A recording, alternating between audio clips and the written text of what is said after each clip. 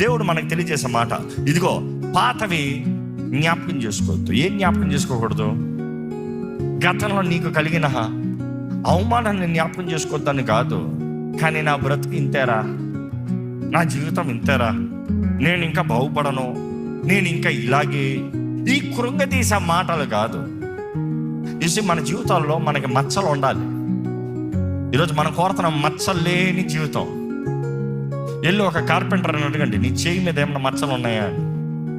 ఒక షెఫ్ని అడగండి, నీ ఒళ్ళు మీద ఏమైనా మచ్చలు ఉన్నాయా?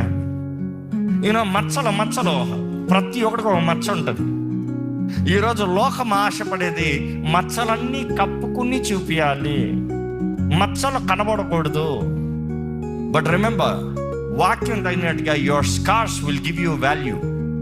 యేసు ప్రభువుని చూస్తే ఈరోజు పరలోకంలో అంతే తిరిగి లేచిన ప్రతి ఒక్కరి దేహము